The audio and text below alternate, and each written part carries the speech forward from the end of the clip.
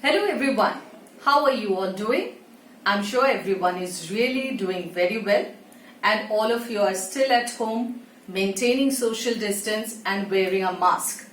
Don't forget to dispose your mask and your gloves in a responsible way so that we don't trouble Mother Nature again. Now, don't forget to subscribe and follow my channel, and I'm sure the way you guys are writing, you'll continue to mail me or contact me personally. So continuing with our sessions, let us also talk about listening module under IELTS. Now, IELTS listening module is one of the crucial tests where you can score really well. This is the first test that you'll be going through.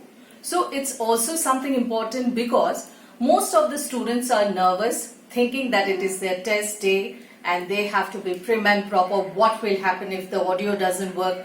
What will happen if I don't get to write the answers?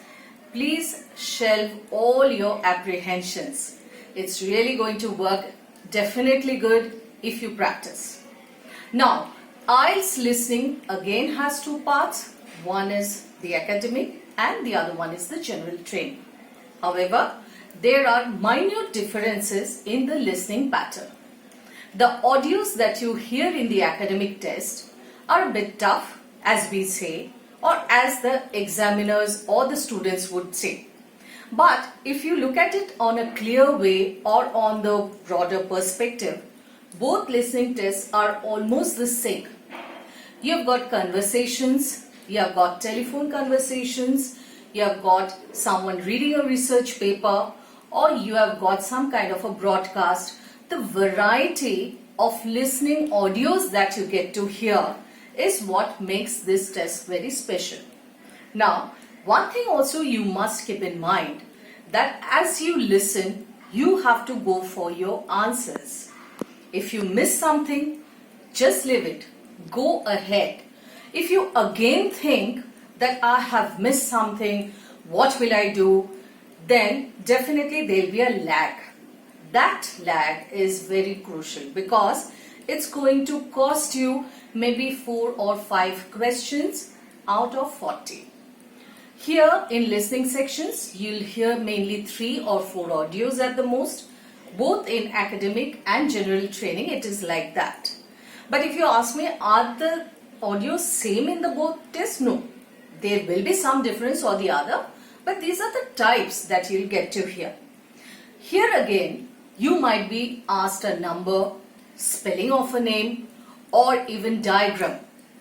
Diagrams, maps are also there in listening section, which the audio will play and you listen to the speakers, and accordingly you have to put it in the paper.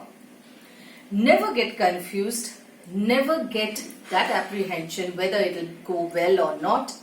Always go for the exam with a clear mind that you have practiced enough. Of course, these tests require a lot of practices unless and until you are comfortable listening, because they always say if you're a good listener, then only you can be a good speaker. I would also add, then only you can qualify in your IELTS listening, because it's very easy to score in the listening section, both in academic and also in your general training.